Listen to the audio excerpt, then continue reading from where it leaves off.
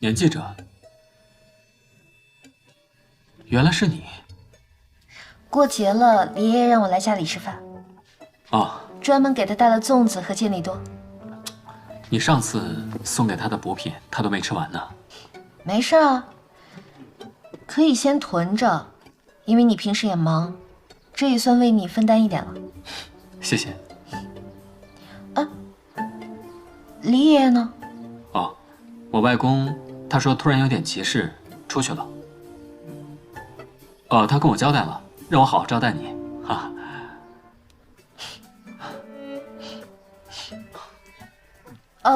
我有什么需要帮忙的吗？不用，我来就好，我来就好，没事。没事。没想到你这个大忙人还会做饭。很小就会了，做的其实还不错。等一下让你尝尝我的手艺。好啊。所以你看，我觉得这个弹簧的位置一定不能超过这个核定范围，如果超过这个，一定会出问题。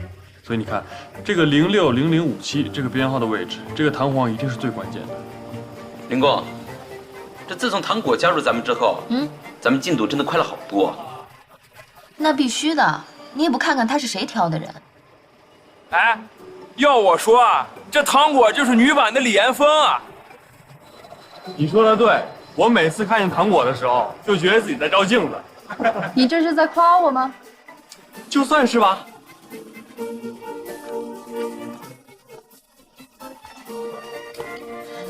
加快速度，时间就是生命。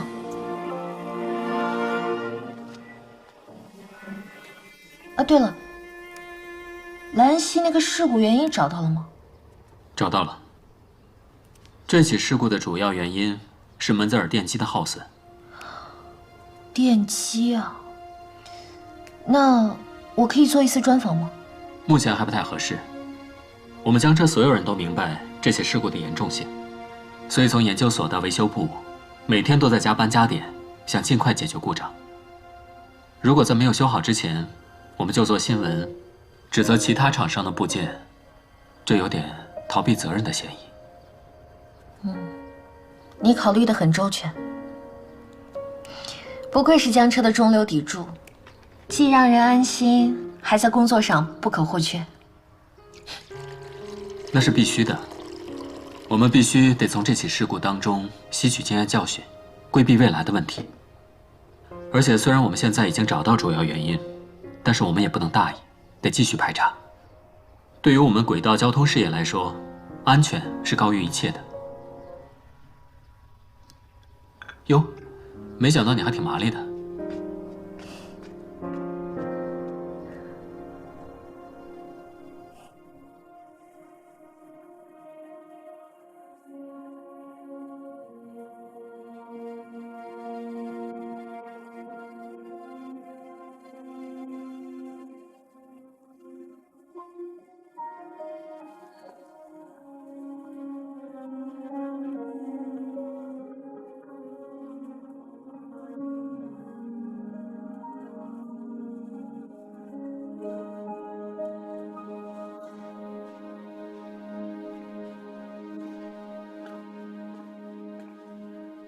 师傅，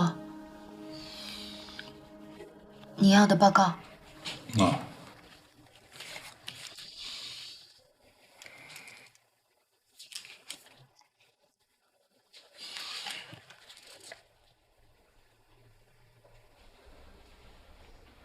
你还有事吗？对于这次兰溪机车的事情，我心里挺不是滋味的。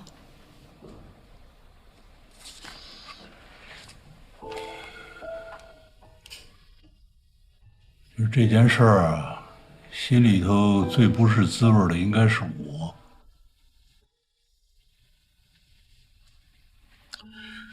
我真感到很愧疚。师傅不是这个意思。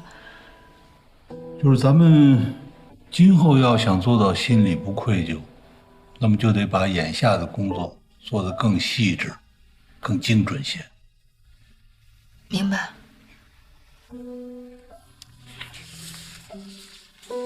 那这次的事情对原来的订单会不会有影响啊？这事儿你别想那么多，把眼下的工作做好就行了啊。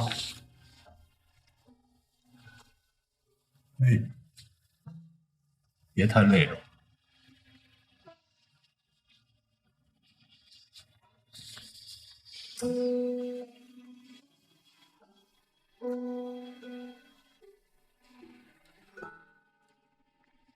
幸好当初没答应跟着叶公，他的能力啊根本就不如你。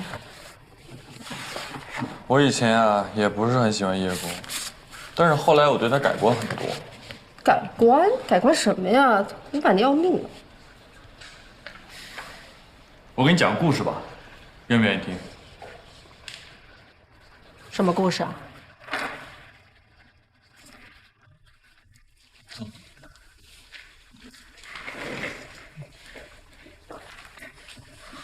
以前啊，有一个人，他呢小时候很穷，父母呢体弱多病，弟弟妹妹有一大堆，所以他在初中毕业之后就辍学了，担起了养家糊口的重任。但是因为当时年纪小啊，很多企业呢就不愿意收留他，他就只能做一些零零散散的工作，收废品、摆地摊儿，养家糊口。他不仅要保证一家人不被饿死，还要供弟弟妹妹上学。那就这样，瞎混了几年之后呢，突然有一个好机会，一家大型的国企招工，他兴致勃勃就去考试了。监考的人说：“我们要招的是高中毕业生，你一个初中生来瞎混什么呀？”他说：“我是初中生不假。但是我要是考不过高中生，那我就死心了。”那后来呢？他去参加考试了没有？去。他在考试的前一天啊，还在工地中搬砖干活，第二天臭烘烘的去了，所有考生都笑话他。但是考试成绩出来之后，大家都笑不出来。他的考试成绩，在当时近1000名考生中名列第19。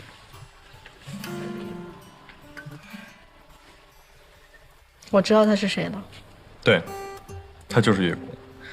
后来他进了厂，被分配到车间当学徒工，用工资养家，所以呢，他就报考了叶大。当时为了练习英语纯正的口语发音，他当时在嘴里含了一个小石子，含了整整1年多。另外在那几年，他还搞了100多项小发明、小创新呢。你呢，要想批评我就批评我，不需要跟我说这些。我批评你干嘛呀？我当时也不是很喜欢他，还差点跟他打起来了。但是我越了解他，对他剩下的就只有敬重。你想想，一个初中的毕业工人，仅凭着对机车的热爱，一步一步的成为了江车最优秀的工程师之一。难道这样的人还不值得敬重吗？值不值得敬重呢？只有我看到才算。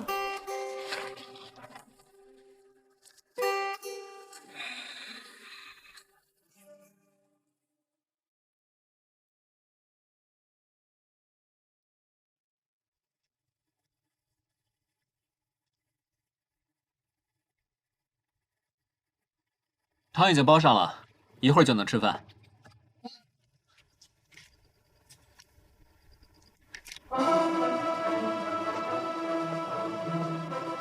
杨伊万诺维奇的《多瑙河之波》，我最喜欢的一首曲子。那也是我最喜欢的一部电影。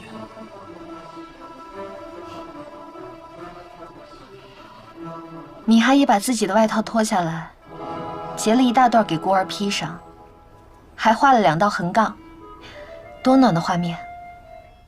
伊凡诺维奇所作的圆舞曲，旋律以小调色彩为主，优美舒展，却带有淡淡的忧伤。没想到你也喜欢这些。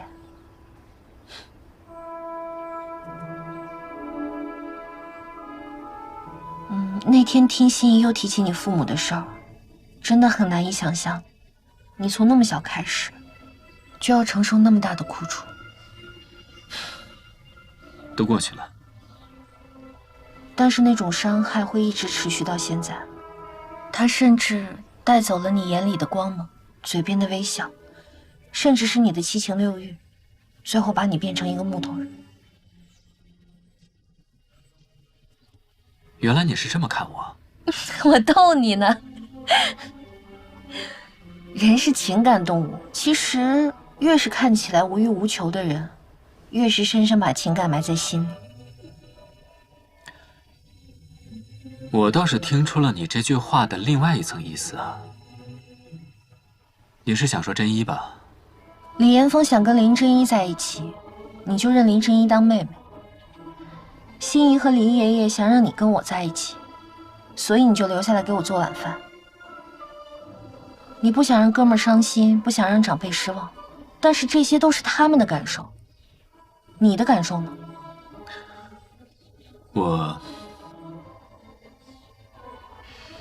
所以我想好了，我不再给你任何压力了，直到你理清自己的情感思绪。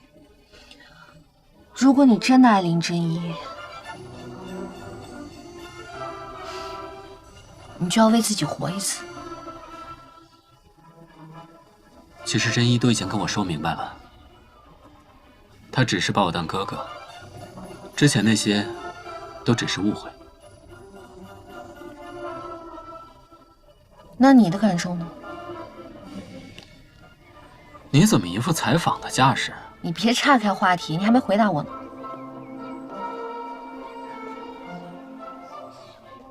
真一跟我主动挑明，说我们之间只会是兄妹，不会再有更多。但是我心里吧，还是会觉得有点失落。所以我真的不太弄得懂自己。我一方面特别希望严峰和真一在一起能够幸福，但其实我内心的确有点难过。那我就放心了。什么？至少说明你还是有人类正常情感的。之前有人跟我说他是个不婚主义，我才不信。这一点我不能认同啊！不能认同你有正常人类情感啊？你真的是骂人不带脏字的呀！不愧是出镜记者。哼，多谢夸奖。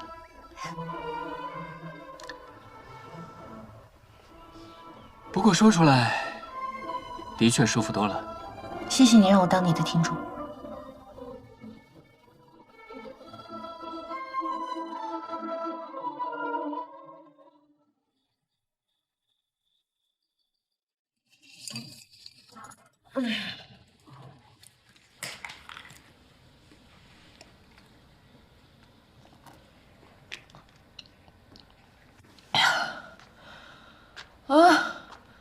我不行了，我太饱了。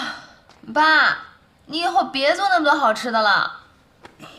哎呀，你离开家那么长时间，我不得做几个好菜犒劳犒劳你啊？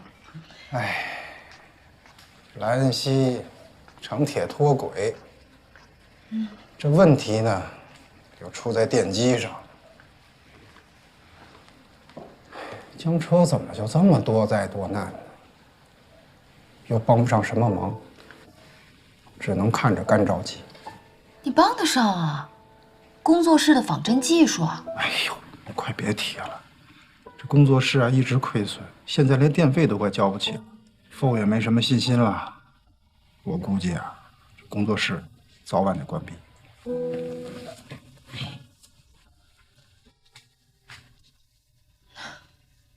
爸，那你打算怎么办啊？我也没想好，我这么大岁数了，工作肯定是难找了。哎，要不然我再弄个修车铺吧。弄什么修车铺啊？要我说，你就干脆退休得了。我就保证负责把你养得白白胖胖的，你呢就负责每天钓钓鱼、养养花、跳跳广场舞什么的，最好再勾搭个漂亮老太太回来。你想什么呢？自从你妈去世之后啊，我就再也没有想过找老伴儿这事儿了。爸，这么多年你都是一个人，不寂寞吗？爸早就习惯了，所以啊，爸爸希望你赶紧找到你人生的陪伴。这人呢，是需要陪伴的动物。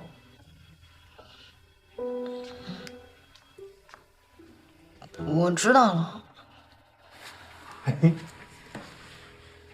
看来我闺女有想法了。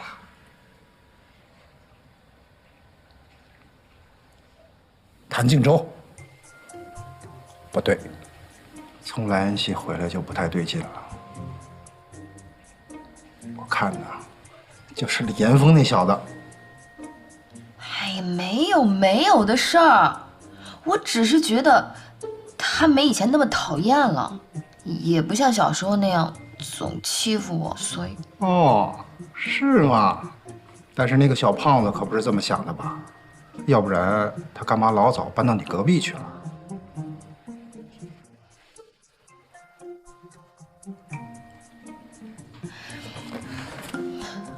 我决定了，决定什么？我要搬回来住。啊，女儿，爸爸就是逗逗你，你别那么冲动啊！你搬回来住，那上班多远呢？再说那个小胖子住你隔壁，爸爸放心啊。我搬回来又不是因为别的，我只是觉得我应该回来陪陪你了。好，就这么愉快的决定了，我去洗碗。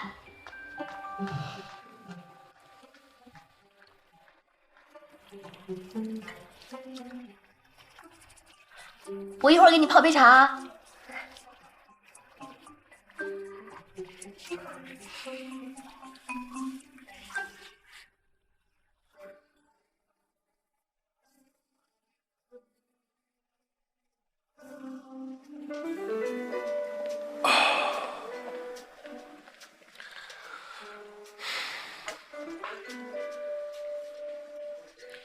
你借这个酒消什么愁呢？谁说我消愁了？就这一杯我都喝一晚上了。行吧，那你自己慢慢喝啊。我厂里还一堆事儿，我得回去了。走了啊。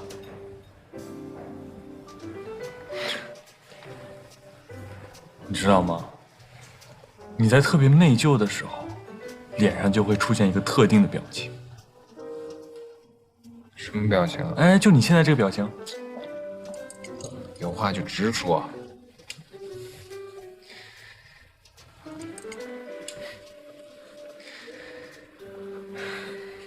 我觉得吧，人不应该为自己不认同的标准而活，但完全为自己而活的人是非常可悲的。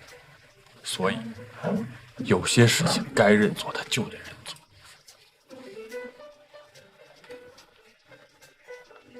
李岩峰，咱俩刚认识的时候，你天天就跟个孙悟空似的。自从你进了江车，你知道你现在像什么吗？就跟个唐僧似的，天天叨叨叨叨叨叨。行，你爱说我像什么像什么。我当初一心进江车啊，可能真的是为了证明我自己。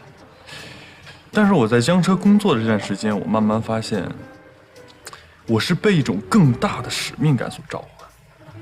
我觉得人啊，真的在生命中的某一刻，会感受到这种使命感。所以，你现在不能逃避。我逃避什么了？我那是为了清空内存，给我真正的使命留出空间。哎，行，随便你怎么说。我今天来就想告诉你，你们集团代表杜婉仪明天来江车协助调查。你要是没事就过来看看。说我不去看。不是你等会儿，你刚刚说明天来的我们公司代表叫什么名字？杜婉仪啊，说是你们公司的高层。这杜婉仪，就是4月天。啊？不会吧？说的嘛，闹半天在这儿等着我，知道不能跟我结婚，就趁我们家出危机的时候，想从内部瓦解我们。杜婉仪呀，杜婉仪，你这哪是4月天呀？那分明是3伏天的毒态呀！不行，我明天得去。我觉得不至于吧。再说了，你不是不那么在乎你们公司的事儿吗？我说你缺心眼儿啊！我跟我爸过不去，那我也不至于跟我家底儿过不去啊！不行，不能让他得逞。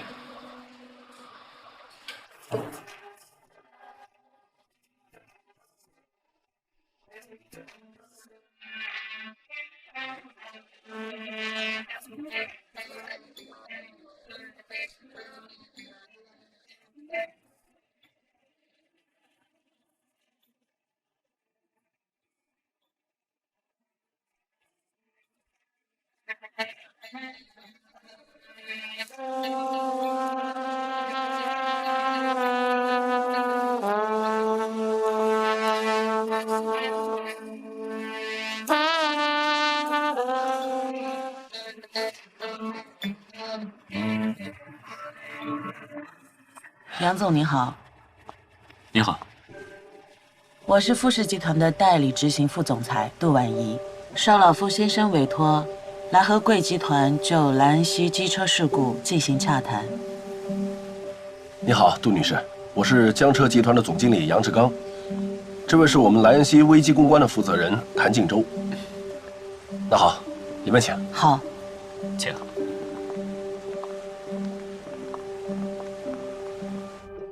杨总，不知道您有没有留意莱恩西媒体这几天的新闻报道？莱恩西城轨在国内外的形象已经跌入谷底，而这都是因为你们的机车脱轨造成的。杜女士，对这次不幸的事故，江车深表歉意。相信你也已经了解，故障的电机是门子尔所生产，当然，我们不会逃避责任。一定会尽全力抢修机车，挽回损失。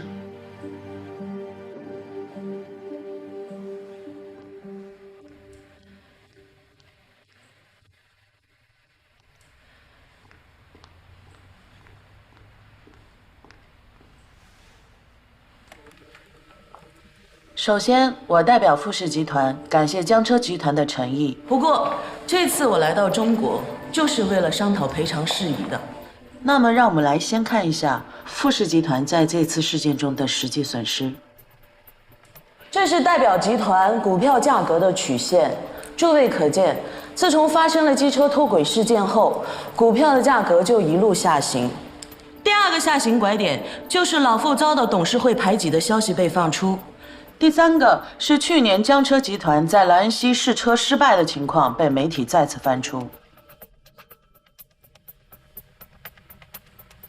我相信，等到江车集团完成机车检修的工作，并出具安全证明之后，富士集团的股价会立即上扬，这是可以挽回的。但是，我们要等到什么时候呢？自从出事以后，富士集团已经失去了2个大项目，不算未来收益，光是集团为了这2个项目长达半年的筹备，我们就已经损失了4000万不止。当然，我不是来和江车集团讨要这些损失的，不过作为赔偿，我方希望江车集团能够拿出此次脱轨事件造成的城铁停运损失费，并且保证在未来的20年内，如果江车机车再次出现此类故障，4月天，你闹够了没有啊？傅，对不起，谭总监，这位先生说他是富士集团的继承人，非要进会议室，我们没拦住。他确实是富士集团的，没事，你先出去吧。好的。谈判是吧？我才是富士集团的唯一继承人，要谈也该跟我谈，而不是跟一个跟我们家什么关系都没有的人谈。不好意思啊，富尔先生，富士集团并没有通知我们你会出席今天这个会议。我现在通知你的可以吗？傅先生，老傅先生委派我全权负责和江车的对话。这个会议由我代表傅氏集团发言。如果你有什么不满意，可以跟您父亲沟通。别跟我说这个，我不吃这套。我跟他没什么好沟通的，真有意思啊！我原本以为上次告别你是真想通了，闹半天在这儿等着我呢。你不就想趁我们家困难的时候逼我娶你吗？我告诉你，不可能！拿这么严肃的谈判来成全你的感情，做梦！凤，在干什么呀？什么我干什么？我在讨回公道，我干什么？赶紧跟我走，别影响双方谈判！别拉我！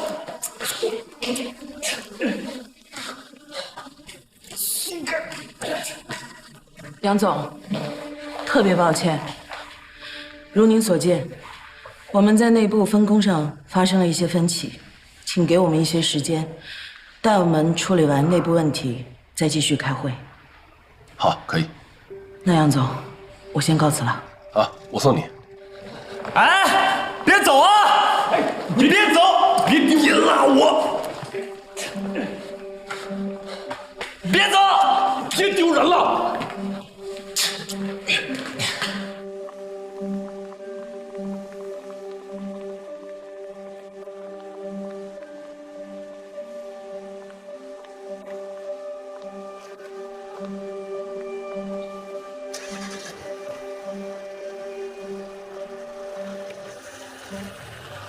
怎么半路又杀出个小富儿啊？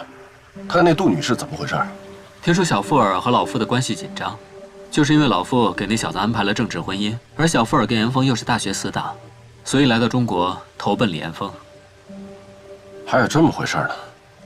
那这个杜女士就是那个被抛弃的新娘了呗？应该是了吧？真够乱的。他们的内部矛盾我们就不管了，我们抓紧时间维修吧。走。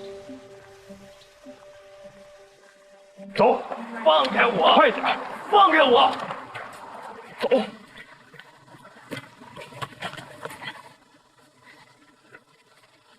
你刚刚干嘛拦着我？你知不知道4月天就是狮子大开口，摆出那么苛刻的赔偿条件，这分明就是想破坏两家企业未来一切合作的可能。你懂什么呀？在谈判中，双方都会把自己的需求夸大。你没听他说是未来20年吗？他这是有心想要继续跟江浙合作，他只要想要合作，他就会继续跟江浙谈赔偿，但具体赔多少那是谈出来的。那还不是他这么干的，一上来就哭穷，弄得好像我们家马上就要破产了一样。他不就是想夸大我们家的困难，然后趁机给我逼婚吗？我跟你实话实说吧，以富士集团现在的形势，如果再失去几个项目，就可以跟法院提交破产保护了。你要是不相信，你就回家看看，回兰溪看看，回去看看你爹，别在这瞎捣乱。不是所有的事儿都是你们男男女女情情爱爱，那不一样。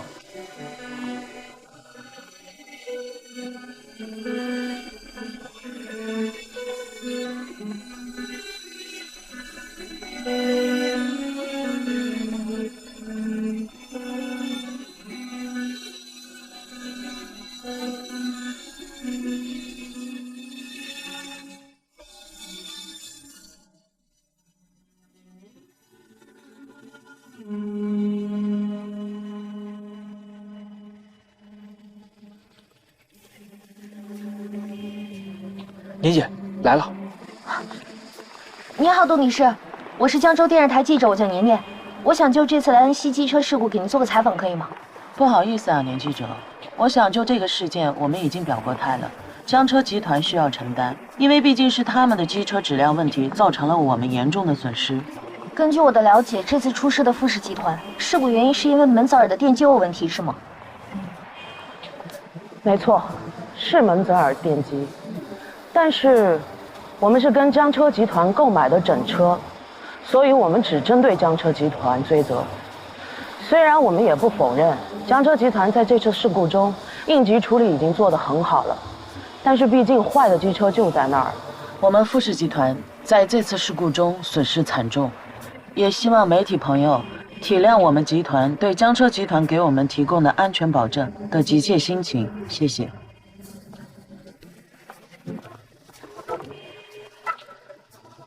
希望谭总监他们能够尽快度过这次危机。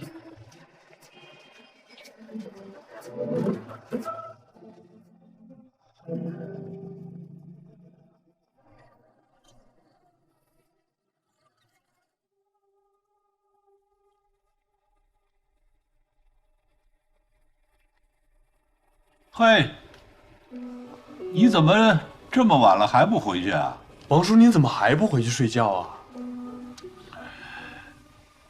这车是我设计的，现在在这儿躺着，你让我怎么睡得着啊？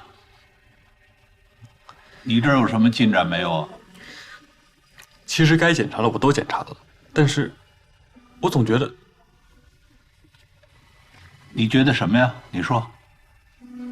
也不好说，我总是觉得有什么问题，但是具体是什么问题我也不知道。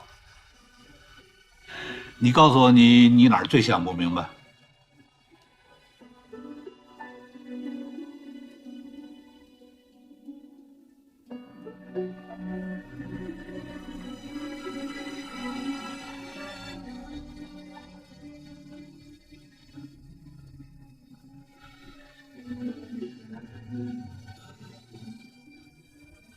王叔，我觉得除了电机，这2处似乎也有问题，需要明天再检查一下。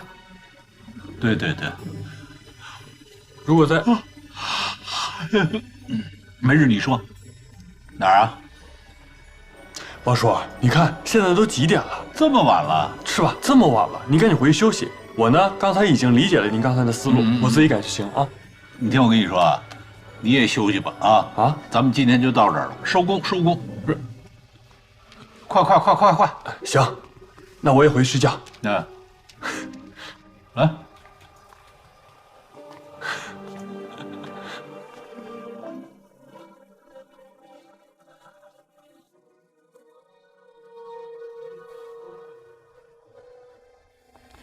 Appraise this file from Force Company. 总部已经确定了，我们集团没有问题，这就是江车的机车问题。准备一下，开新闻发布会。Okay.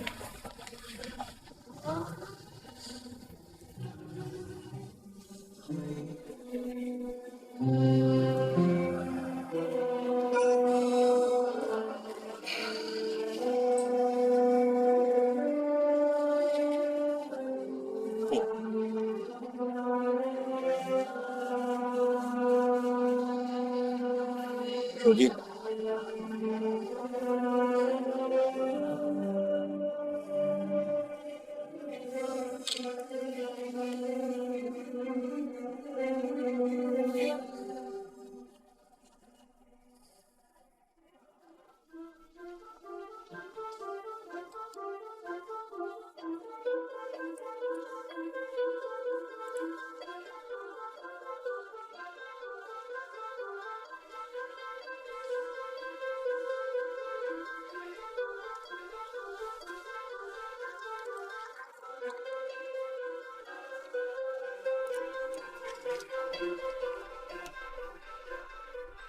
我们已经排除了铁轨、障碍物，包括司机操作失误等方面的原因，基本可以确定，此次莱恩锡事故完全是江车集团的责任。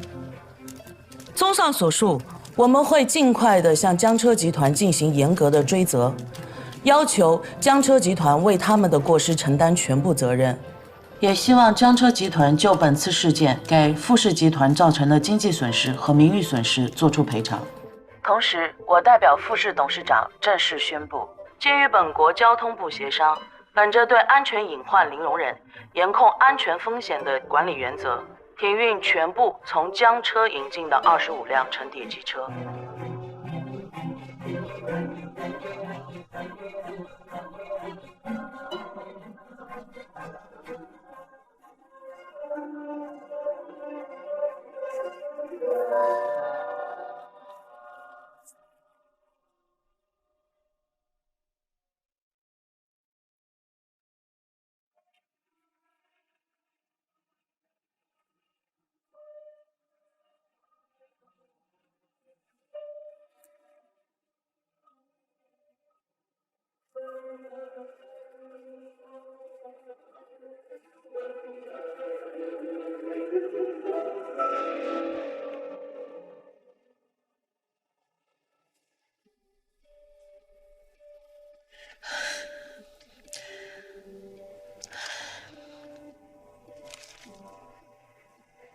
振义，怎么了？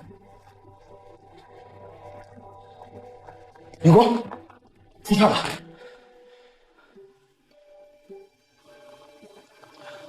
对，小谭来了。董事长，现在情况是这样：莱恩锡第一个发出停运令后，引发了连锁反应，亚洲、欧洲多个国家，很多购买过我们机车的成铁公司都纷纷跟进，叫停了我们江车生产的机车在本国运营。在全球，我们大概有85辆车被停运，下个月还会有更多。这意味着我们这么多年努力打造出来的品牌形象，即将毁于一旦。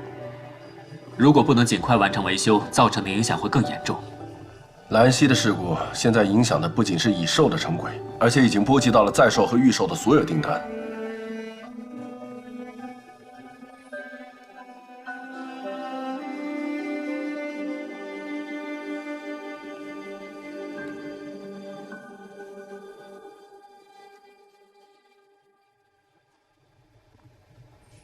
100减1等于0。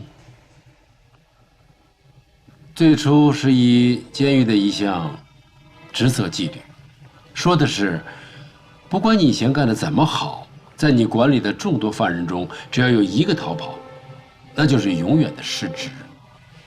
后人就把这个定律用在了商业和企业管理中，有着同样的含义。对顾客而言，好就是100，不好就是0。没有中间值，而且我们卖的不是手机，坏了再换一部。我们做的是城铁、高铁，承载着成千上万人命的轨道交通工具，所以江车所有的设计质量问题就会变成人身安全问题。只要一个人在我们设计的车辆里受伤，江车的荣誉就归0。所以我们要认真对待安全问题。我们对安全隐患必须是0容忍。如果一个企业持之以恒地做到了，肯定能成功。很遗憾，我们没有守住这道防线。王总工，这次的故障车检查到什么地步了？除了门泽尔的电机，这次事故中到底有没有我们江车技术问题？这个事故的原因正在彻查，我们找出了所有受损的元件。如果受损的元件不是正常磨损，那就是江车的责任。从现在开始，江车所有的工程师和相关人员都投入到目前的这个全面检查中。要检查江车的设计、生产体系中所有的漏洞，要一查到底，明确问题，落实到人。好。林振一，林振一，你等等，等等，你干嘛去啊？哎呀，你不用问了。哎，我知道你已经知道问题所在了，但你现在不能去上报。如果就算要上报，也要让他自己把报告做出来再说。你不是负责人，如果你去上报，他会很被动的。我当然知道了，自从我进入江车以来，一直都是他在照顾我。我太了解他了。如果说这件事情我查出了问题，但我却瞒下来不告诉他，也不上报，他肯定会对我很失望的。但是也不该你来说呀，以他的责任心，出了事情是不可能推卸责任的。而且，我觉得他已经知道问题所在了。他知道了。是啊，我刚发现这项目是他负责的，